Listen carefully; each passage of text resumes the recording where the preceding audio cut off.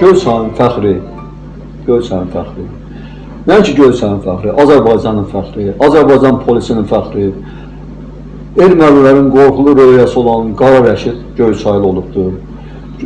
Yeganə adam olubdur ki, ermənilər onun başına 5 milyon pul qoymuşdular. 5 milyon pul qoymuşdular. Bunu mənə əvvələn Nadejda İsmailova onun haqqında sənədli film çəkibdi.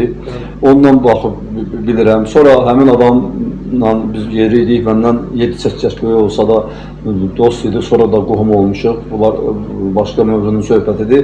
Əsas diqqəti oraya yönətmək istəyirəm ki, bu orada Cəbrayılda polis rəisi olan vaxtı bu artıq ermənilər yavaş-yavaş irəliyə gəlirlər, yavaş-yavaş gəlirlər, kətləri tuturlar, neyirlər. Ordu yox, bir şey yox. Polisdən, Azərbaycan polisindən, milisindən, hələ o vaxt milisi idi. Ordu düzəldir. Bir dənə BMP deyilən bir hərbi texnika var.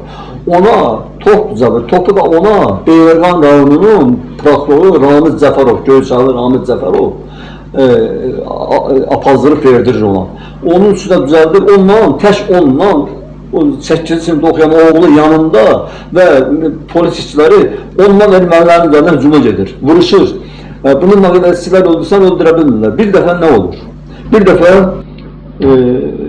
2 Azərbaycanlı qadını əsir götürürlər ermənilər.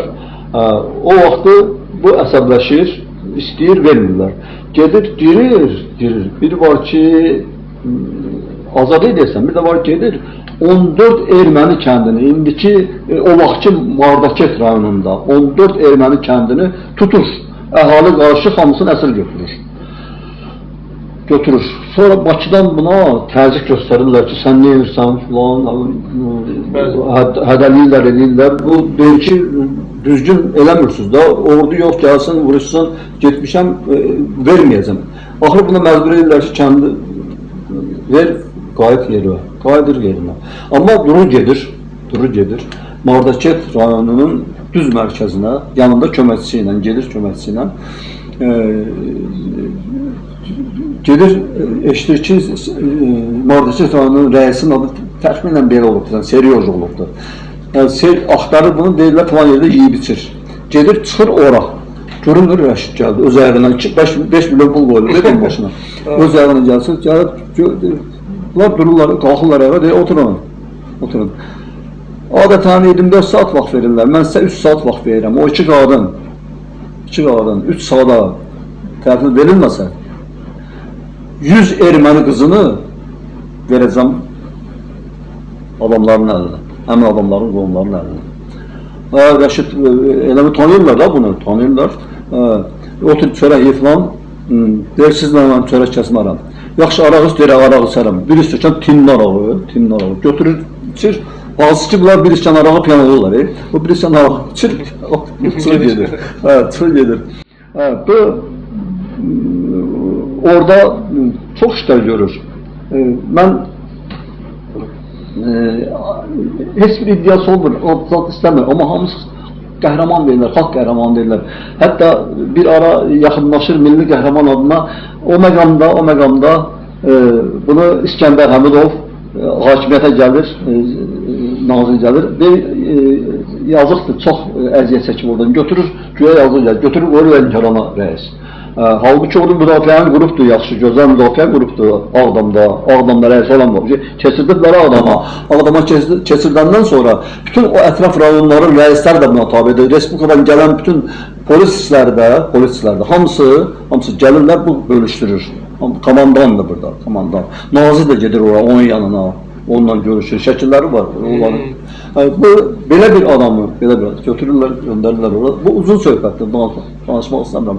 Orada işləyən vaxtı artıq Talıq Muğam Respublikasında o Əlikiram yaratmışdı, bir neçə gün idi. Gəlirlər bunu aparmağa ki, Əlikiram səni istəyir, deyir ki, Əlikiram kim, mən Əlikiramı tanımıyorum, mənim dövlətim var. Əlikiram özü gəlir, deyir ki, dur gəl günən, mən səni tanıyıram. sən igid adamsan, mən sənə bura rəis təyin edəcəm falan deyib ki, sənə getmirəm, ummaran görürsən. Çıxacam, eşlədən qorum, özümü də öldürəcəm, siz öldürəcəm, çıxın cəhənnəm olun gedin. Sənin də axırın pis olacaq. Bunlar gedirlər. Bunlar gedəndən 3-4 gün sonra əməliyyat keçirirlər, onlar tuturlar falan. Bunlar başqa söhbətdir. Sözümün canı nədir? O həlak olanda, müharibədən sonra Daxillər Nazirliyində şöbə rəisi işləyən vaxtı təsadüfi avtomobil qəzasında həlak olan vaxtı Cəbrayıl cəmaatı dağınıq yerlərdədirlər, hərəsi bir yerdə. Avtobuslarla, maşınlarla, ağlaşma ilə onların girməyi mənim indikimi gözümün qabağındadır. Ağlaşma ilə girmişlər yas yerinə. Onun yas yeri Potu kəndində, öz evi orada idi. Orada ev getirmişdi. Neçənci ildə qəzaya düşüb? Bu 2001-ci ildə idi. 2001-ci ildə. 2001-ci ilin dekabr ayının 19-unda. Dəqiq, öyle. Həmin gün deməli həlak olmuşdu. Yas bir həftə burada getdi, sonra orada Bakıda davam elədi. Məsələn, bunlar, hani belə bir adam az qala, düzdür, yazıblar, Adil Məmməd yazıbdı, başqa bir mənim iş yoldaşım yazıbdı, nə bilim, başqa qəzetlər yazıbdı, Nadejda xanım dəfələrlə gedibdi. Amma belə bir adamı, Azərbaycan polisin deyirəm, şərəfi, ləyaqəti o dövr üçün, belə bir adam Göyçayın özündə tanıyanlar artıq yeni nəsil tanımır. Onu tanıtmaq üçün gərək ki, insanlar iş görsünlər. Böyle şeyler eləsinlər. Yani bu verilişin olabilsin biraz təsiri olacaq.